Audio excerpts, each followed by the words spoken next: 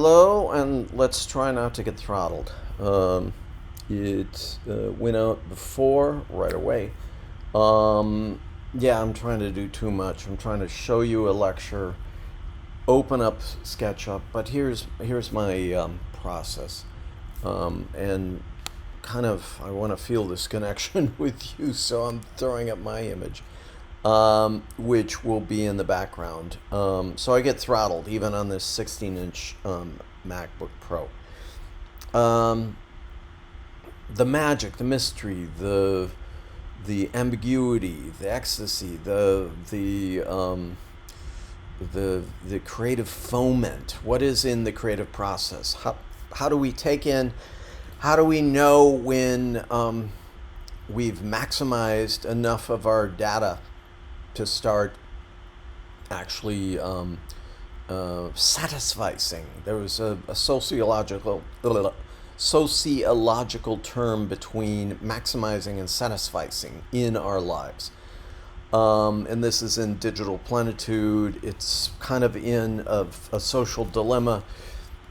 We have these endless stimuli coming from the internet.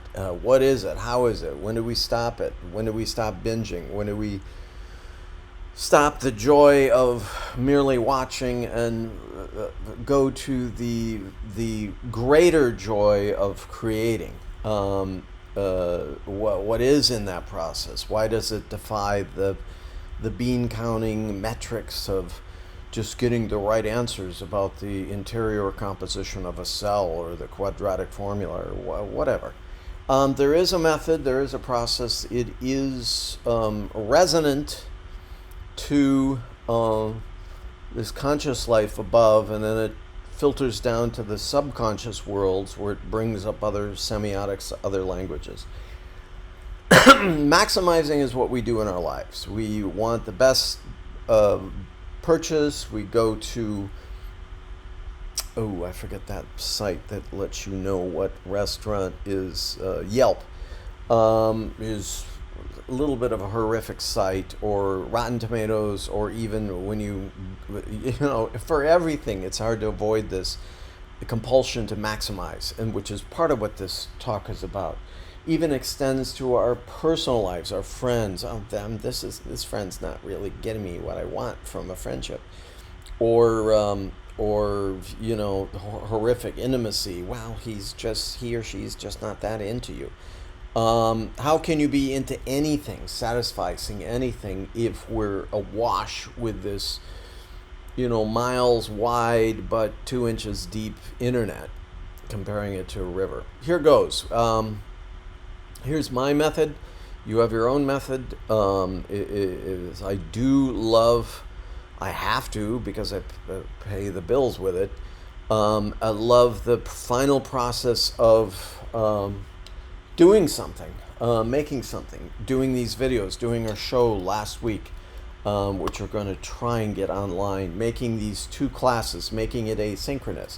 One of my best friends, in order to stop maximization, is the old standard, the clock.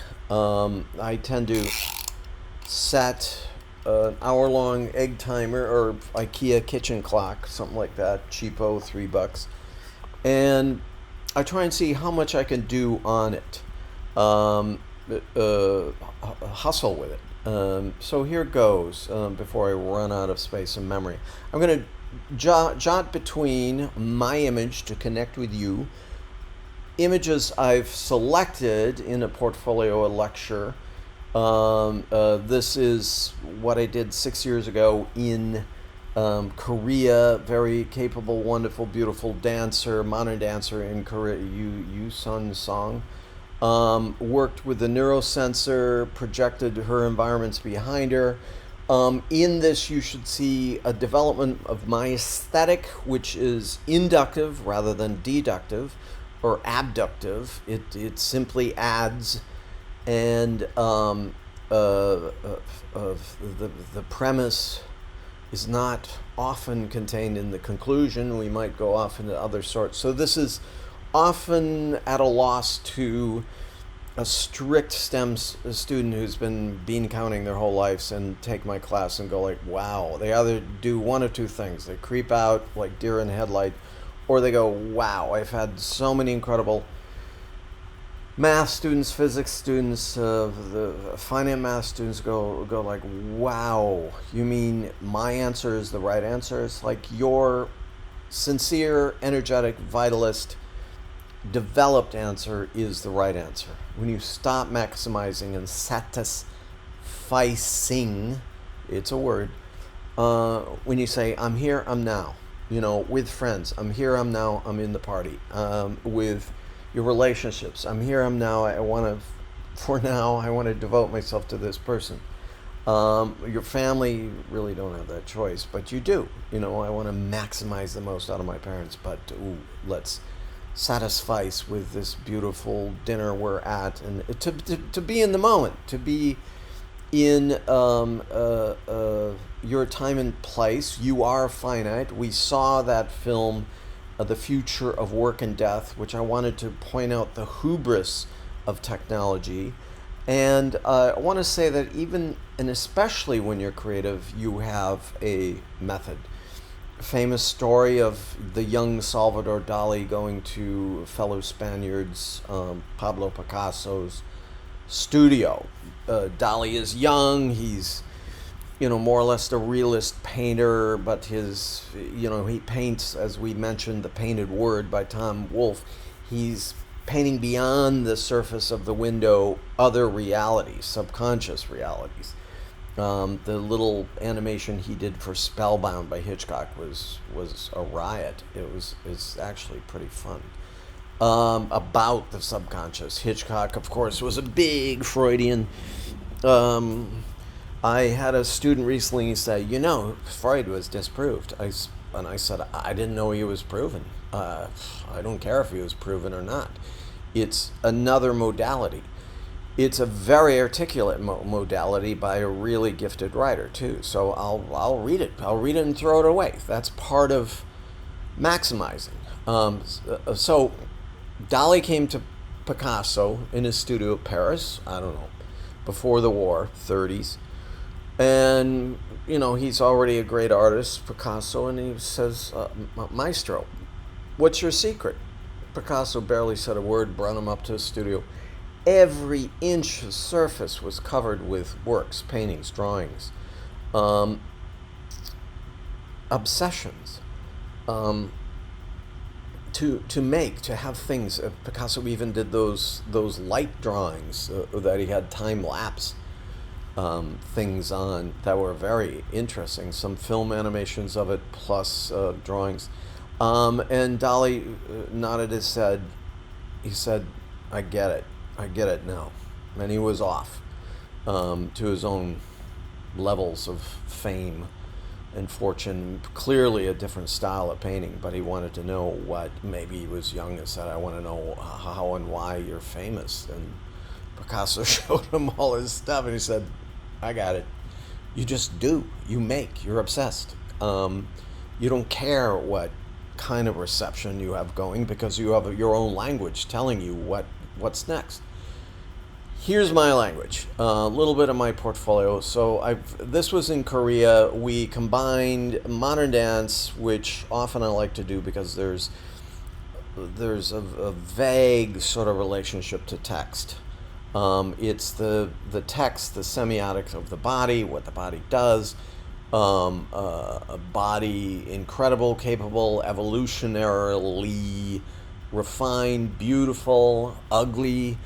Buto, I work with a bunch of Buto dancers, and it's the dance springing from the grotesquerie of the bombing of Hiroshima, developed from both 1920s expressionistic dance and Japanese grotesquerie, maybe coming from No and Kabuki. Anyway, you have the literary traditions. But as an artist, some point you got to say, okay, bye-bye. As the ticker is ticking, you say, I'm moving on. I'm doing it. Like Picasso, I'm developing my own voice, my own interior language of compare and contrast. So we have the dance. We have a little portfolio of my works here. Try and get it as much in as possible. Certain things I've done, you see down here. This was on the border of North and South Korea, in the before the clock struck 2000. We did a big party on the shores. This was a Sihanouk performance. This was in a huge stadium, the Seoul Stadium. My works, I tend to be minimal. I don't want to describe realities. I don't want to make the window of illusion perfect. I do want to create dialogues, create an elegance, I think. I don't know. It's my voice. I've been doing it a long, long time. Pretty much ever since I was 3 or 4 and could cut little cardboard chipboard things in urban planning for my dad's business, So I've been hanging around looking up for him. Interactive spaces, blah, blah, blah.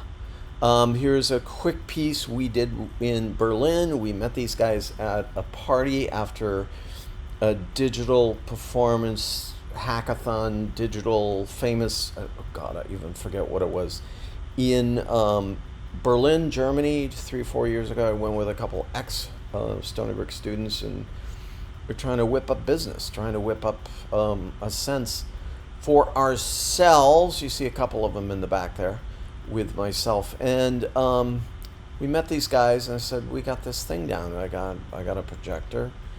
We've got the neurosensors you see again on the Modern Dancer from Dresden. I got a Polish guy playing a saxophone. The 3 of us there, my 2 students and myself, Farjad and Ming, just traveled on a $400 ticket, landed, tried to have as much fun. But from the party, we got invited to do something at this performance space, this art colony in the middle of this big abandoned office building on the outskirts of Berlin. It was snowing. We handed it to the dancer, said your brain reaction will trigger these films, trigger other sorts of things. We had an infrared camera that connect to do things before Apple company and the ghost of Steve Jobs changed all peripherals coming into their precious little machines. And it was good. It was a gig. It was beautiful, stunning. Everyone was like, whoa. When we're done, wrap it up, go. How much did it cost us? Nothing. How much did we get from it? Nothing. But like Picasso, keep on keeping on. Keep on drawing, keep on doing, keep on making, keep on meeting people, keep on collaborating with people, keep on, keep on, keep on. This is from Chile. Worked again with dancers down there. Some actors, fabulous. This is the old Monkey Town. Loved it. Used to take my students there. I love these prepared spaces like we had last week at Theater Lab. 1, 2, 3, 4, 5, 6 different projectors. It's a beautiful white space. Orietta has that beautiful aesthetic. Is like, no, we're not doing things in a black void. We're doing things with this white space, so we can project on it. We can be presentational, which is counter, if we have time to lecture about it, counter to the American notion of method acting, like, oh wait, let's focus on the actor and how he can channel how his dog was run over by a car when he was 7, and that should come out of a void, like this stuff on his hippocampus. It should come out of the mists and fogs of his or her background. And then when they're doing Three Sisters, this Treplev, or forgetting a couple characters, that they should channel it in. We went through all of these. One could say it came out of a Freudian tradition of the method acting. It's still around today. Actors still. I saw that movie with Robert Pattinson and Willem Dafoe about the lighthouse keepers, and they have these stories about how the actors avoided each other, and kept in character and created this animosity. Strange film. I'm not quite sure if the genre worked. But American method actors are like, how are we going to portray this reality? Contra Brecht. Brecht said, how can we convey this story and make them think, make the level of thought, critical thinking, jokes, stopping it. That's why I'm so in the corner of our modern comedians saying anything. Because there's a subconscious repressed level below each of us in this straitjacket bean counting world. Monkey Town was one of these places I could go, show the students work, pop it, roll it, could do a performance. I think they tried to do Antigone there to greater or lesser effect. The technical work, this is back when the Connect worked with a Macintosh, and it was beautiful. It all worked. Greenhouse, Berlin, 2016. This is the German dancer working inside the works with her brain projected on top of her. Is it science? No. Is it art? No. Kinda. Is it design? Yes. Because it's we're trying out ideas. We're layering her mind, imperfectly captured or signposted or semiotic relationship, certainly a trope that what's on the interior can be projected to the exterior. These are dumbed down versions, not the 4K versions. I do have the 4K versions, but for the sake of keeping memory down low in this lecture, I'm showing you the PDF. So these were beautiful. You can sit back and go, oh, shit, this is nice. Oh.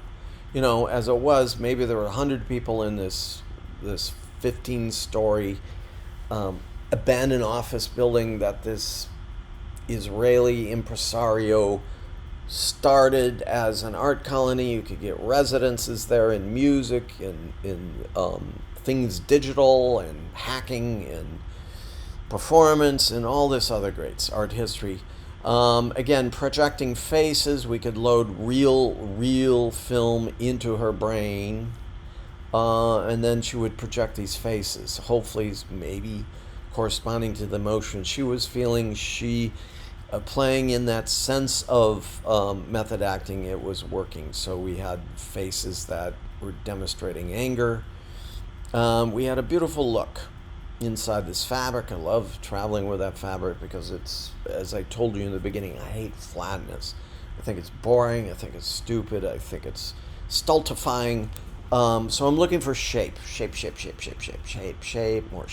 more emotion, more the emotion behind, lining these up. I am developing a language for myself by creating this lab-like effect with this. And then I get back to SketchUp and I draw. Here's an actor, Stony Brook student, with the projection of a little homunculus, a little being on the inside of him. He had a neurosensor on. This little thing was doing itself. I'm getting further into fiction and AI, treating AI as a homunculus, as something outside, some little being outside telling us what to do. So my THR 103 students are actually doing work with replica. See what that, I have a little woman, see what that avatar says and does to you and how you feel with it. Blah, blah, blah. SketchUp, I work with that. This was a piece, Vida es Hono, mispronouncing in Spanish. Life is a Dream by Calderon. Again, we have this projected space. And again, my collaborator, Margarita, was dealing with a physical theater brought out through some other intention rather than channeling some past hurt from your life so you can land it on some character and channel that out. I'm not disavowing that methodology. It's 80% of what's taught in America is like, if you can't, for the soap, basically to me it leads to a soap opera. It's like, let's see some emotion. In tradition of Aristotle and Augusto Boal, maybe this is too contrived. It's like, oh, come on, guys. There's things such as the settings, things such as the literature. I'm a lit geek, so I want to see the ideas expressed in time. And then I'll work in SketchUp. Here's an idea of a projection surface that moves around as a screen, a lot like what we encountered at Orietta Space. This was similar to Monkey Town. This is a theater thing I did of the Green Bird, an old Italian buffo, commedia dell'arte thing. So a rendering with a rasterized rendering with light and light source, which I have a filter to this SketchUp. But with SketchUp, I'll get to the drawing part. With SketchUp, I wanted you guys to continue just formulating these ideas, more of my ideas. I like the raw, I like right angles, I like, not putting a sink, not putting smushiness on the stage. I like messes. I mean, the actors could mess up the stage, but I like the stage as tabula rasa. And then here's that Mark Morris dealing with the projected surface.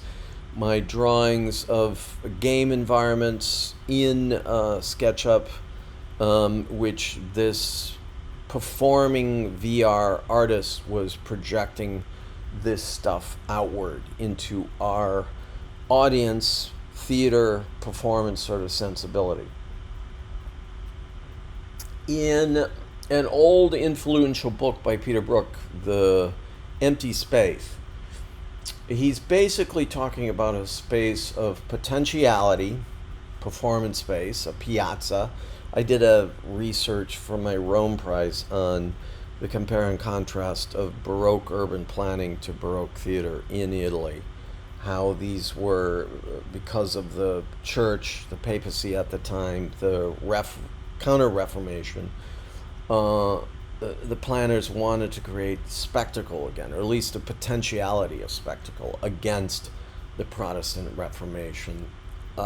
Peter Brook was talking about something against the commercial interests of television and movies and the contriving aspects to those flat surfaces. McLuhan certainly was talking about this.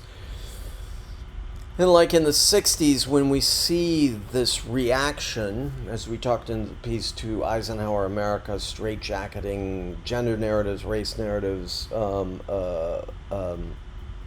sexual narratives, economic narratives in terms of class, that Brooke and Boal and Grikowski and a lot of these neo-Brechtian guys. Brecht, of course, was trying to do that in the 20s, feeling this storm coming on after World War One, that we have these people sense, well, the theater space, much like a piazza, is a space of potentiality.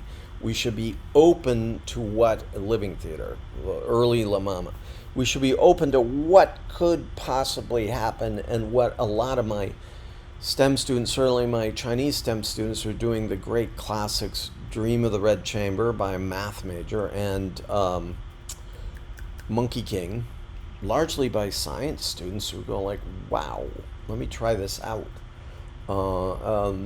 That we're aiming toward of the unexpected states, honest, between audience, actor, text, context, their lives outside, going outside to riots in battled worlds, people pushing people onto subways, horrific spree shooters killing kids execution style.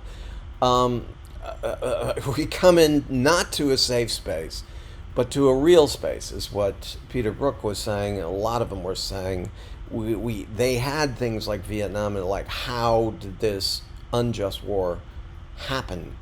And this fake pedagogy between capitalism and communism. Now we have this neoliberal capitalism, the triumph of, that tends to straitjacket people more and more and more and more.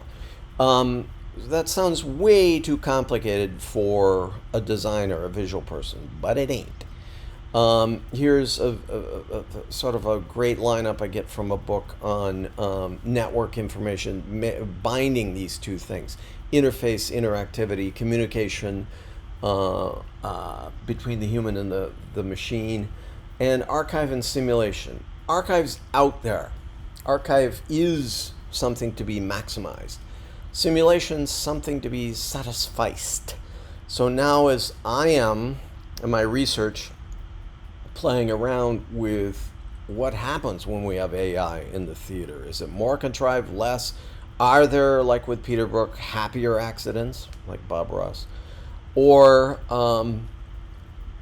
is this a further straitjacketing? That's why I had you see the social dilemma. The end of work and death. The future of work and death. The work being taken over by greater automation, even spatial people such as surgeons, and certainly law is being taken over by AI. What is the spatial interface between? We got just about on the verge of replacing one of the last middle class jobs that you don't really need a complicated education for, driving, which is just about to be replaced, which brings up the notion: what is the value of a human being? Very Brechtian, very inspired by the great pedagogues of the late 60s writing about the theater world. What's if there are humans in a piazza, or machines in a piazza, or humans with machines, i.e. cell phones, in a piazza, what are we left with? Okay, so the simulation is the satisficing that we could do. A sender sends an object to a receiver. This is Propian. Vladimir Prop, Todorov came up with these things out of the original formula that they did at Bell Lab. Shannon and Weaver saying, well, what is being said? They were trying to decode the German Nazi subs sinking all sorts of ships in the Atlantic, and said, what is being said that we're not hearing? Code breakers are one of the war is one of the big driving forces to innovation, unfortunately. And then what are they doing? So sender, object, receiver, knowledge, desire, power. What is the desire between the object and the subject?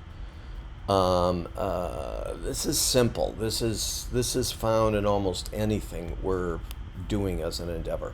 Then I jump into the beautiful thing called the internet, setting the clock, and I start to riff. I got a gig right now in Denver. I've been sending off films to. I just finished the gig 3-4 days ago at Theater Lab, and that piece might have legs and go on because it was really well received. Oh, I get it. This is important voice.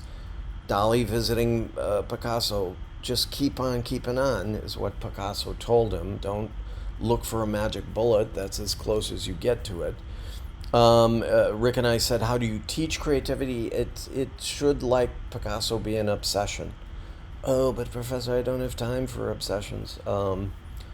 Yeah, pick your battles, pick your hills to die on, and get in there and do it. I don't know, find out ways of paying your rent that way.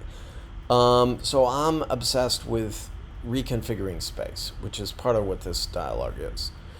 I like the composing. This is a composition with speakers and televisions that I had this notion of, built it up, SketchUp, and then how does it look over a space? This way. Here's traditional theater, which is like using forced perspective to create illusions of depth, the way that Renaissance painters such as Masaccio, Della Francesca, then to lesser extent, well, no lesser, Da Vinci, Yeah, we can do amazing things with this theater. The theater's like the hippocampus in the brain. We bring stories on it, we react things. There's a theory that when we sleep, the hippocampus is active. It is the little theater of the brain. What do we want society? You aren't usually in command of your dreams. Thank God. They're trying to tell you things, and are we listening? Laszlo Moholy-Nagy, the Bauhausian people, big fan of his, had a great show at the Guggenheim a couple years ago. And then into the searching. I'll search for the keyword and search for image, which I want you to do. So hopefully we have enough time in this video to get around to talking about a couple things about method. This was for a game that I was exploring in Singapore. I like all the art direction for films. Then it gets back into less art direction and more about here's the setup, the CAD setup for these game environments. To me, often these things are too open, too free, too sky's the limit. Sounds strange for me, a person who advocates for creativity said there's too much of a good thing. And I like the grounding in theater of the feedback from the audience, just like a piazza has feedback. One of my favorite, I used to type in there every day, Santa Maria in Trastevere, which was below where I lived in beautiful Trastevere, and just sit there with my 3 swappable batteries and type and look and comment. The children, the clock tower going, a beautiful woman going by, a little bit of a fight over there, people drinking, people laughing, tourists walking in, seeing the beauty, not quite knowing what the beauty is. It's all the movable parts together. You find this a lot in piazza cultures. Mediterranean piazza culture felt the same thing in Marrakesh, entering into this space. I want, part of the assignment, I want you guys to bring me back these spaces of meaning to you in some form. Whether you've taken photographs or you go back and find them, it's an important exercise. Marrakesh, Rome, where else? Korea, to a certain extent. They call it the madang, the public space that a pansori singer, usually a woman, enters into and gets his call and response. Kind of like the blues. It's about the ultimate tragedy of life, but the beauty in it is the relating of the story. Certainly hugely public culture. Myeongdong is like Shinjuku, where you're bombarded with neon signs and places to eat, and it shows up in that old sci-fi they're redoing it, I think. Ghost in a Shell, the animated version is amazing, just conveying, like Blade Runner, that we're so close to these public aspects of cacophony, chaos, but in its chaos, we're searching for patterns out of beauty. I don't know, or just being overwhelmed. The first time I've been to Shinjuku, living in Tokyo, like, first time I came to New York, I remember that, what was it, 19 years old, came up, and just walking from Port Authority through Times Square, I went like, oh my God, we're not in Minnesota anymore. The intensity, the thing that impressed me were the sidewalks. I couldn't believe it. The streets of Minneapolis, even with all the snow and whatever, have these relatively untreaded sidewalks. I don't know, people using the skywalks.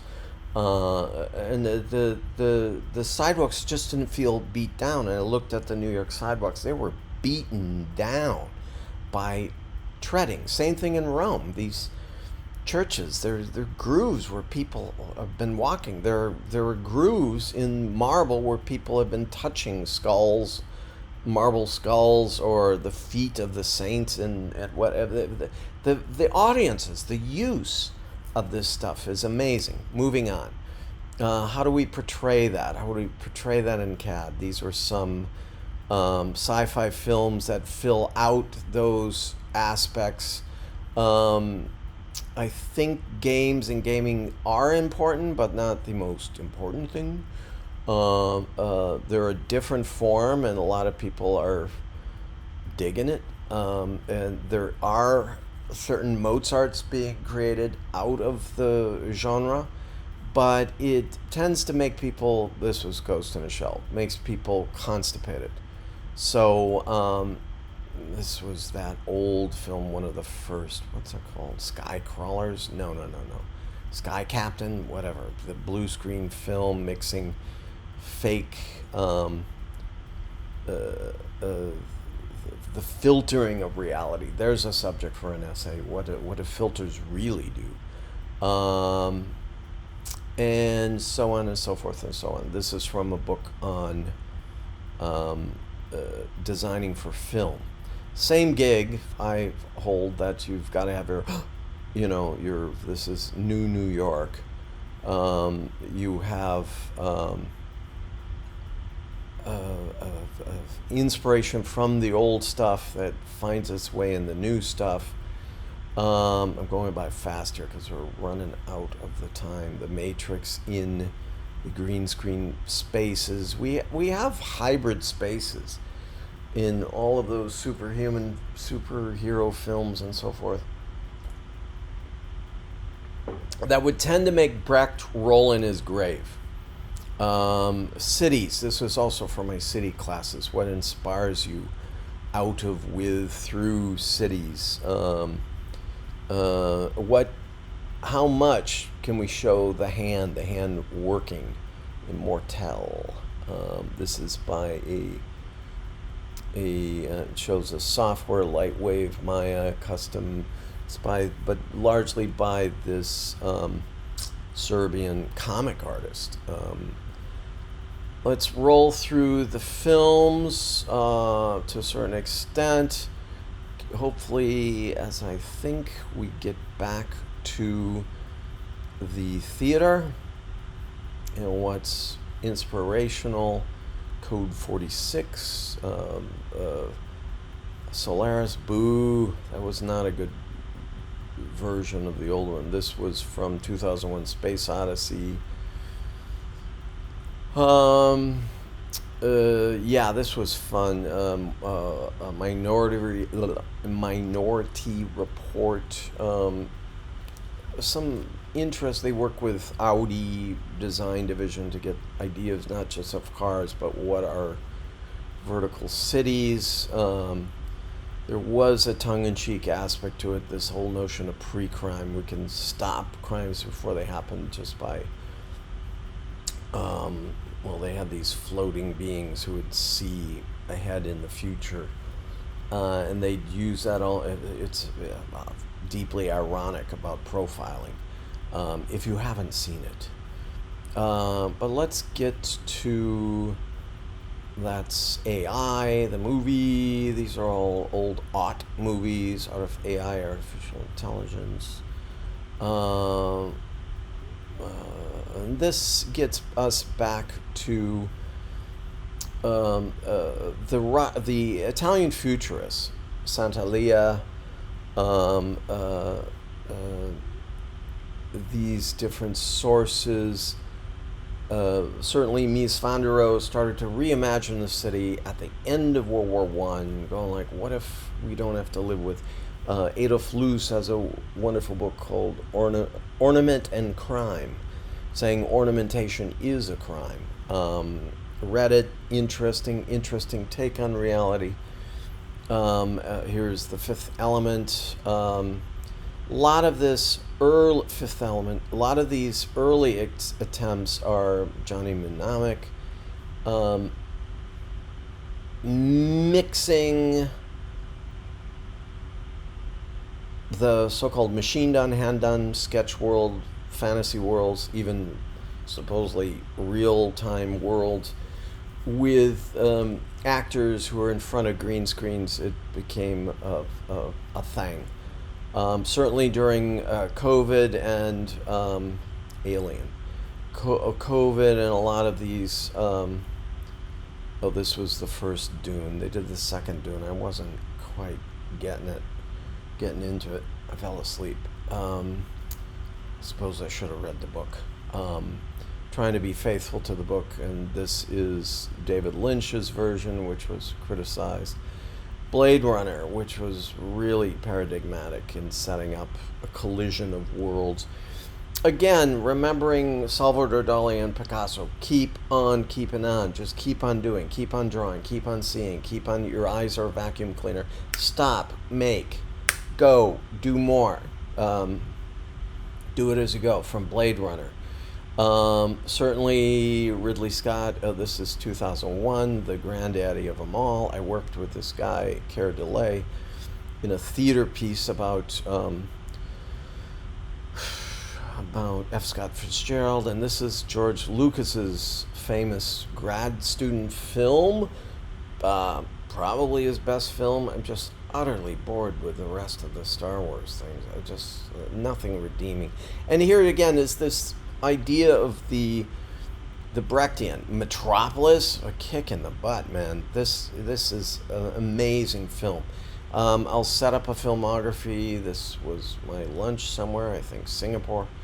Yeah, we have all these complicated graphs about what we're doing, what we're trying to do, and so forth, and so on, and then back to my sketches.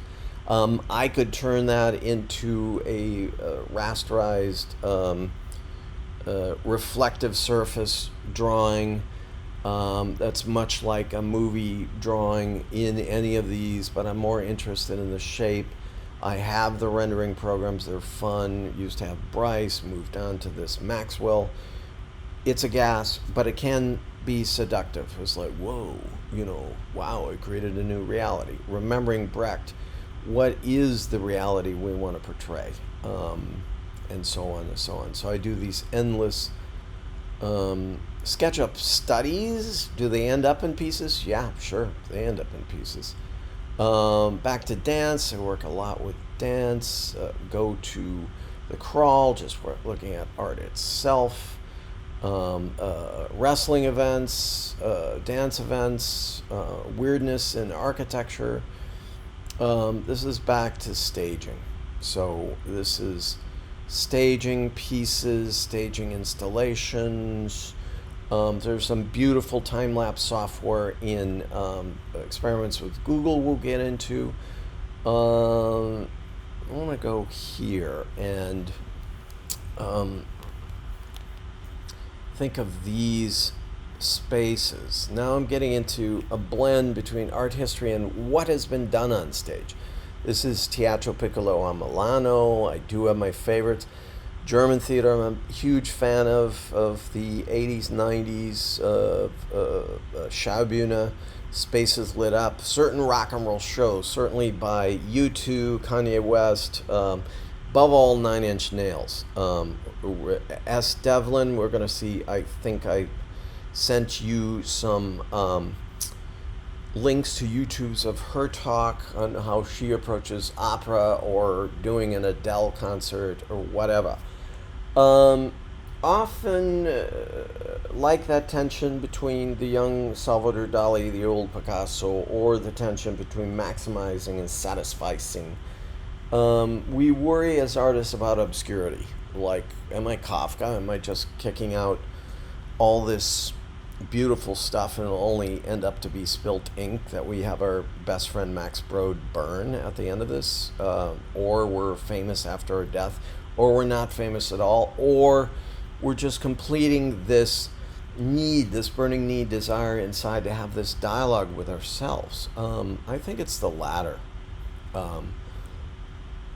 Because people recognize that. Theater, set, minimalism, lighting. I'll find my inspiration anywhere. I love this piece about just set. I did a couple pieces like this where people are actually playing on the backs of sets. More and more and more and more. Oh, I love this. I've done this because I was pretty good with the realist airbrushing. Airbrushing on scrim. So you have this beautiful interplay between draftmanship, painting, draftsmanship, and this other stuff. Further. Dance, fashion shows are great too. I think my little clock almost went off. Still clicking. So let's get around to it. This is actors, spaces, public spaces. Not so. I'm worried about showing the high-res version crashing. But let's go on. Let's get out of here for a second. Get back to architecture. I just simply like looking at that stuff.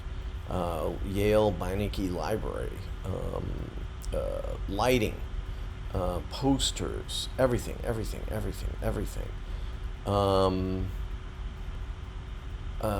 Let's get back to shutting that down and getting over here.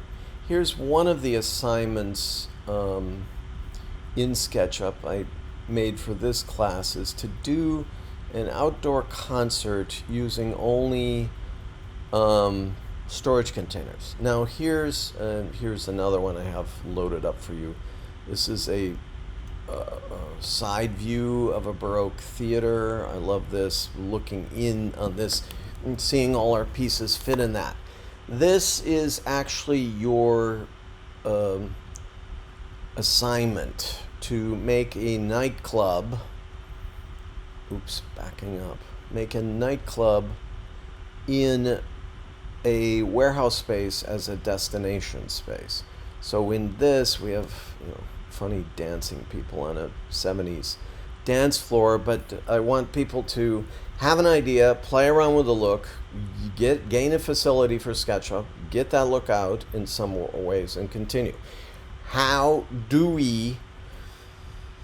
And here again's a basic theater with a set I think I did for a gig where I just had this sort of rough texture and painted it these weird stripy things that the actors had to perform in and out of. What I do is I go to one of my most favorite places to go in the world. Let's minimize this thingy here. And I am still here in the background. But I'm losing eye contact. Everyone stay awake. Going in here to SketchUp Warehouse. It's one of my other alarms to make sure I'm not maximizing endlessly and falling down rabbit holes. SketchUp Warehouse is this. Pop in here. This is the site with the biggest assets, tens of thousands of them I use for almost 20 years now. Since 2002, I think they've been out. So let's type in the word theater.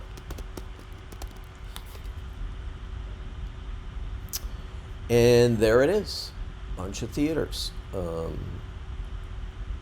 Yep. I just quickly look at it, moving through my maximizing stage, and click it to SketchUp 22. Theater chairs, then save that. It's important that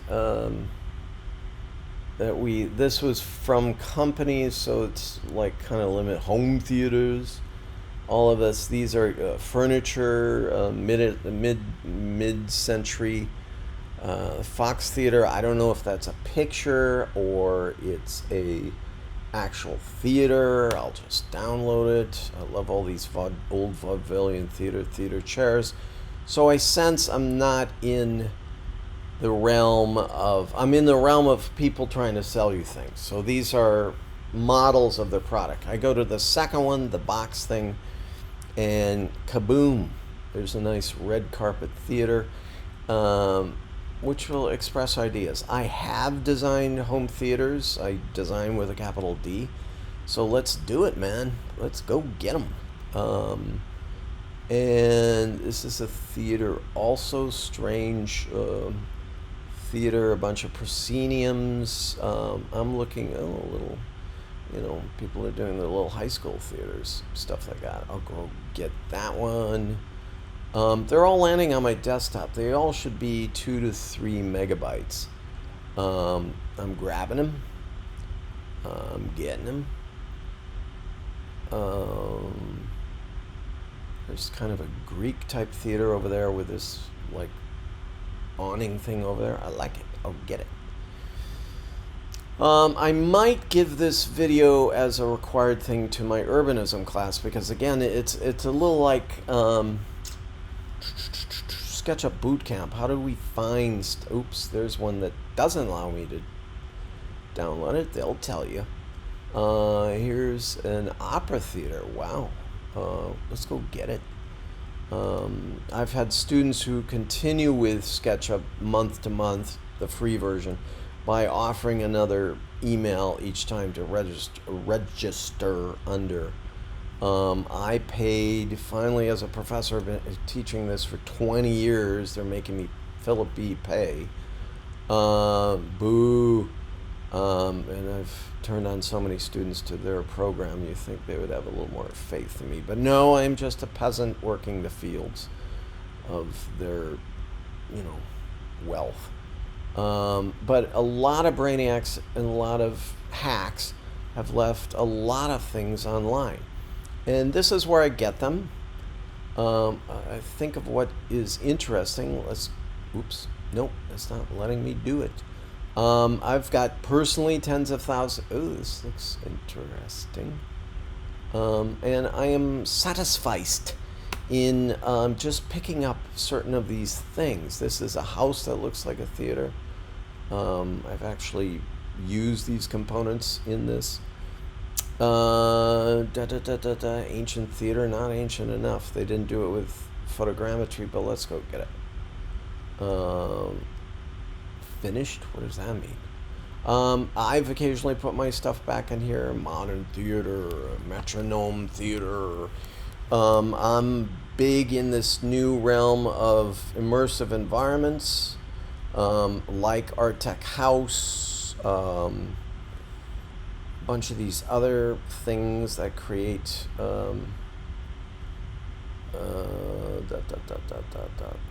download this. Let's go get it and bring it back.